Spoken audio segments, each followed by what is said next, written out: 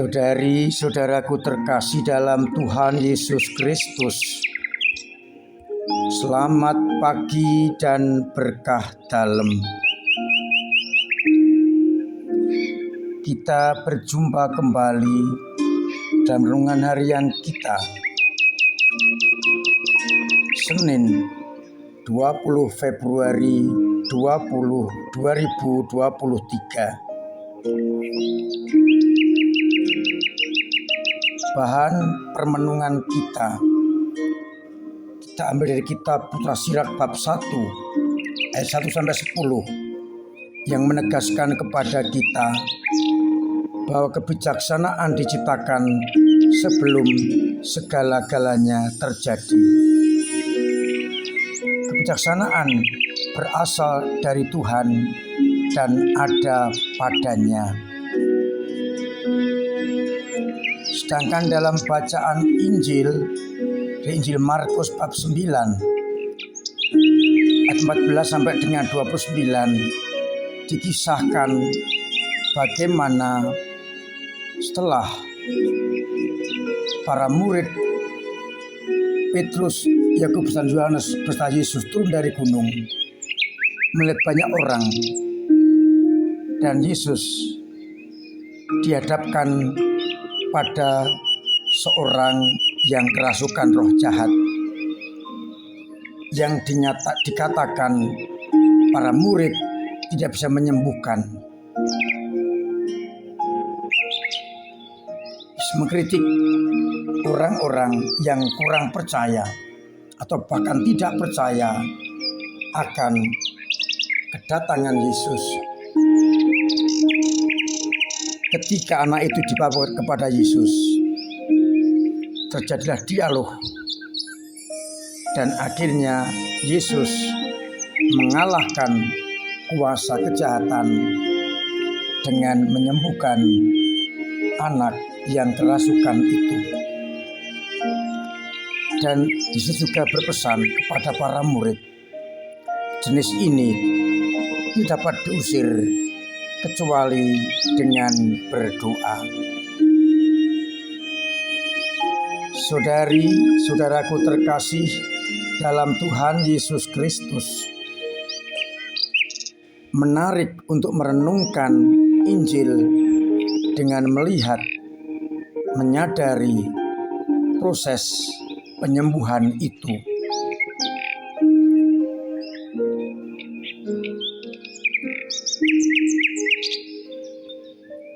Orang-orang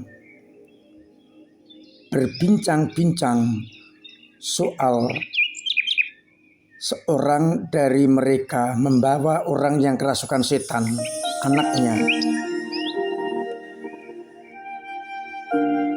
Tetapi para murid tidak bisa mengusir roh itu. Maka dialog dengan Yesus menjadi penting. Yesus menegaskan pertama-tama, angkatan ini angkatan yang tidak percaya karena tidak beriman akan nubuat yang disampaikan Allah atau Yahweh lewat para nabinya. Mereka tidak percaya, maka Yesus ingin menunjukkan kepada mereka apa yang terjadi. Ayahnya seringkali melihat roh jahat itu menyeret anaknya ke dalam api atau air untuk membinasakannya. Kita cermati kata-kata yang disampaikan oleh Bapak ini kepada Yesus. Jika engkau dapat berbuat sesuatu, tolonglah kami dan kasihanilah kami. Yesus berkata, katamu jika engkau dapat, tidak ada yang mustahil bagi orang yang percaya. Keraguan ayah ini dipakai Yesus untuk membuka mata semua orang. Bagi orang yang percaya, tidak ada yang mustahil. Maka ia berteriak, "Aku percaya, tolonglah aku yang tidak percaya ini." Dialog membuka mata dari ayah anak yang sakit ini. Ia langsung berteriak, "Ya Tuhan, aku percaya, tolonglah aku." Itu berarti iman atau kepercayaan menjadi penting. Karena bagi orang yang beriman, tiada yang mustahil. Sekalipun itu nampaknya mustahil. Maka Yesus, demi orang banyak yang mengerumuni, akhirnya mengusir roh itu dari sang anak dan diminta tidak masuknya lagi. Reaksi si anak diguncang-guncangkan dan akhirnya anak ini tergeletak yang nampaknya mati. Tapi Yesus menegaskan ia tidak mati. Maka dipegangnya tangan itu dan dibangunkannya, lalu bangkit. Berdiri, orang-orang takjub melihat Yesus yang mampu menyembuhkan anak ini dengan mengusir roh jahat daripadanya.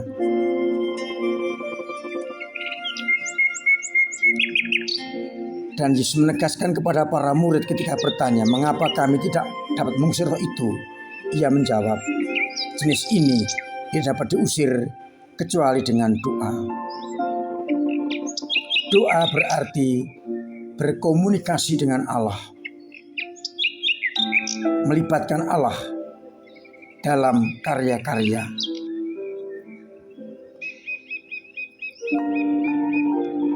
Bapak ini meskipun awalnya ragu-ragu dengan perkataan, jika engkau dapat,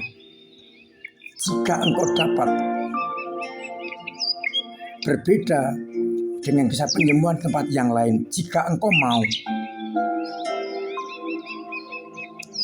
Kalau jika engkau mau tinggal mau apa tidak, berarti sudah diimani Yesus bisa. Jika engkau dapat, berarti Bapak ini meragukan Yesus.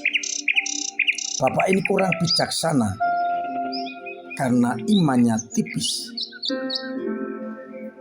Maka dalam bacaan yang pertama, kita harus yakin bahwa kebijaksanaan diciptakan sebelum segala-galanya. Karena kebijaksanaan berasal dari Allah. Maka orang yang bijaksana mempercayakan hidupnya kepada Allah,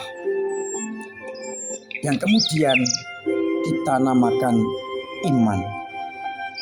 Ketika orang beriman, semuanya bisa terjadi, tiada yang mustahil. Maka perubahan sikap dari sang ayah ini, dari jika engkau dapat, lalu ia berkata, berubah, "Aku percaya, tolonglah aku yang tidak percaya ini." Dan iman inilah yang akhirnya menyembuhkan anaknya dari kungkungan roh jahat. Maka pertanyaan perenungan kita, apakah kita juga bijaksana dalam hidup ini? Dengan berani menyerahkan hidup hanya kepada Yesus, beriman kepada Yesus, sehingga apapun juga tiada yang mustahil bagi kita orang yang beriman. Kita lihat sejauh mana iman itu bekerja di dalam hidup kita.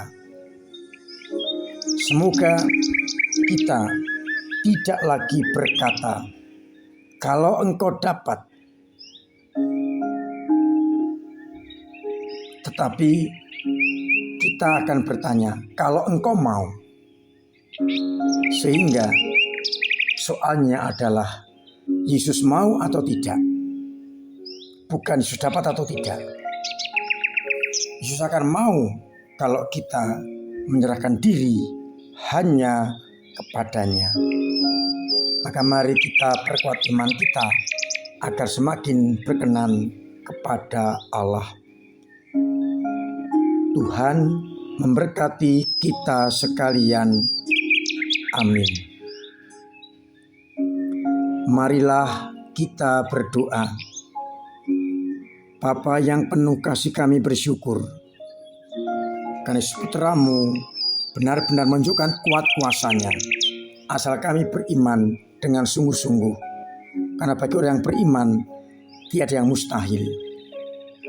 Maka kuatkan iman kami yang lemah, yang kadang ragu-ragu. Karena tantangan dan godaan dunia. Biarkanlah akhirnya kami mampu beriman dengan benar, mempercayakan hidupnya kepadamu, dan dengan demikian kami menjalankan hidup dengan perintah dan kehendak-Mu. Untuk itu ya Bapa, sertai bimbing kami dengan berkat-Mu sendiri, Bapa dan Putra dan Roh Kudus. Amin.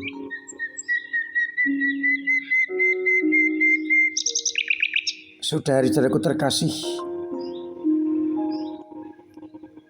saya tetap mengingatkan untuk patuhi protokol kesehatan, jauhi kerumunan, pakai masker, cuci tangan, pola hidup yang sehat, booster kedua, dan tetap menjaga kesehatan pribadi agar kita terbebas dari virus corona.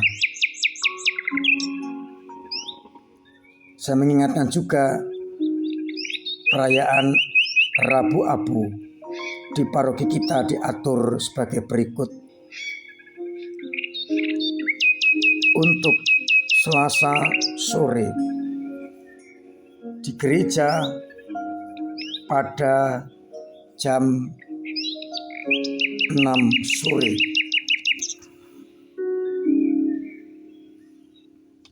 Kemudian di Kapel Tanjung Rejo Selasa juga jam 6 sore. Rabu pagi pada misa harian jam 5:30.